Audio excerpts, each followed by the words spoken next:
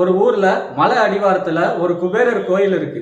அங்க வாழக்கூடிய மக்களுக்கு அந்த குபேரர் ஒரு சாபம் விட்டுறாரு. அந்த சாபம் என்ன அப்படின்னா, இந்த ஊர்ல இருக்கிறவங்க யாருமே பேசினா பேச்சு வரக்கூடாது, பாட்டு தான் வரணும் அப்படின்னு சாபம் விட்டுறாரு. அதே மாதிரி இந்த ஊர் மக்கள் எல்லாருமே பேசினாங்க அப்படின்னா அது எல்லாமே பாட்டாவே வருது.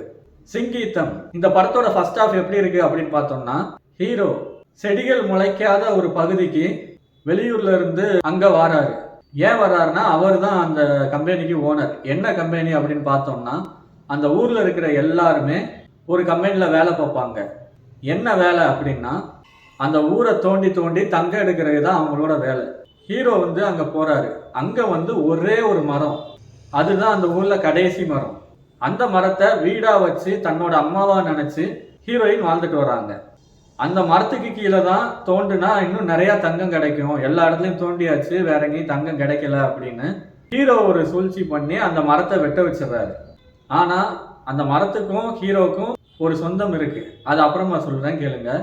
இப்போ அதுல கோபமான ஹீரோயின் வந்து நைட்டு கோயிலுக்கு போய், நீ எல்லாம் சாமியே கிடையாது, கடவுளே கிடையாது, நீ வெறும் கல்லு, நீ இருக்கிறது உண்மைன்னா இந்த ஊர்க்காரங்கெல்லாம் இனிமே பேசவே கூடாது, பைத்தியம் பிடிச்சு கிடக்கணும் அப்படி இப்படின்னு சொல்லி வேண்டிட்டு அங்கிருந்து வெளில வந்துருவாங்க. அவங்க சொன்ன மாதிரியே காலையில விடிஞ்சதும் சேவல் கூவுறதுல இருந்து எல்லாமே பாடலா வந்து அமைஞ்சிடும்.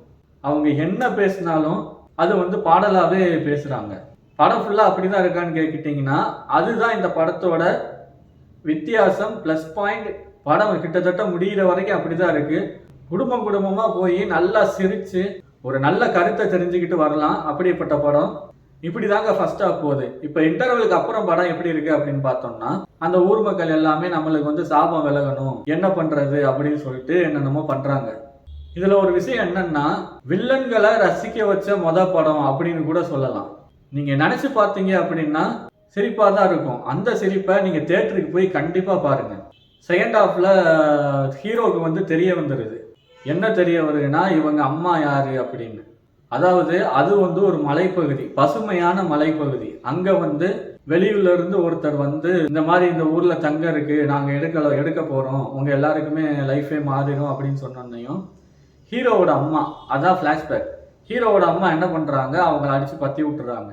ஆனா ஹீரோவோட அப்பா இருக்கார்ல, அவர் வந்து ஒரு சூழ்ச்சி செஞ்சு இவங்க வந்து பிரசவம் டைம் ஆச்சு அப்படின்னு சொல்லி வெளியூருக்கு அனுப்பி வச்சிடறாரு. அனுப்பி வச்சுட்டு அந்த கேப்ல இவர் இந்த ஊரையே தரமட்டமாக்கிறார். பசுமையான செடி மரங்கள் எதுவுமே இல்லை. எல்லா ஊர் மக்களுமே அந்த தங்கத்தை தேட ஆரம்பிச்சிட்டாங்க. ஏன்னா அவங்களுக்கு வந்து அந்த சொந்த ஊர்ல வேலை கிடைச்சிருச்சு அப்படின்னு. இதுல கோபமான அந்த அம்மா என்ன பண்றாங்க, அந்த தங்க சுரங்கத்துக்கு போய் பேசிக்கிட்டு இருக்கும்போது குழந்தைய வந்து அவங்க ஹஸ்பண்ட கொடுத்துட்டு இவங்க தனியாக பேசிக்கிட்டு இருக்கும்போது அந்த பாறைகள் விழுந்து இவங்களுக்கு வந்து ஆக்சிடென்ட் ஆகி இறந்துடுறாங்க. அவங்க இறக்கும் போது அவங்களோட கையில் இருந்த ரத்தத்தை ஒரு பெரிய தங்க இது மேலே வச்சுட்டு தான் இறக்குறாங்க. அதோட அந்த குகை வந்து மூடப்பட்டது. அந்த மூடப்பட்ட குகைக்கு ஹீரோ ஹீரோயின் இவங்கெல்லாம் போய் பார்க்கும்போது இவருக்கு ஞாபகம் வந்து சொல்கிறாங்க, இப்போ சாபம் தீரணும் அப்படின்னா தங்கம் எடுக்கிறத நிறுத்தணும் அப்படிங்கிறத ஹீரோ புரிஞ்சுக்கிட்டு அங்க இருக்கிற எல்லாருக்குமே அந்த நிலத்து பத்திரத்தை வந்து நீங்களே வச்சுக்கோங்க அப்படின்னு சொல்லி கொடுத்துடுறாரு. சரி, சாபம் தீந்துரும் அப்படின்னு பார்த்தோம்னா, நிலத்து பத்திரத்தை வாங்கின எல்லாருமே தனக்குன்னு ஒரு இடம் வந்துருச்சு, இது என்னோட இடம், இங்க தோண்டுனா அந்த தங்கம் எல்லாம் எனக்கு தான், நான் பெரிய ஆளாக போறேன் அப்படின்னு மறுபடியும் ஊர் மக்கள் எல்லாருமே முட்டாத்தனமா யோசிச்சுட்டு தங்கத்தை அவங்க இடத்துல இருந்து தோண்ட ஆரம்பிச்சிடுறாங்க. ஹீரோ வந்து எல்லாருமே செடி வைப்பாங்க, செடி நட்டு வச்சு வளர்ப்பாங்க அப்படின்னு பார்த்தா இவங்க என்ன தங்கத்தை போய் தோன்றாங்க, நான் தப்பு பண்ணிட்டேன் அப்படின்னு ஃபீல் பண்றாரு. இப்போ ஆசையில பேராசை போய்கிட்டு இருக்கு.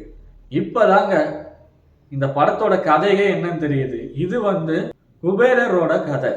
அந்த கதையை தான் இந்த படத்துல பண்ணியிருக்காங்க. ரொம்ப அருமையா சூப்பரா பண்ணியிருக்காங்க. அந்த குபேரரோட கதை வந்து நம்ம எல்லாருக்குமே தெரியும், யாரு எதை தொட்டாலும் தங்கமா மாறணும் அப்படின்னு. அந்த குழந்தைய தொட்ட உடனே ஒரு குழந்தை வந்து தங்கமா மாறிடும். ஐயோ, இப்படி ஒரு சாபம் நம்மளுக்கு வேணாமேன்னு நினைப்பாங்க.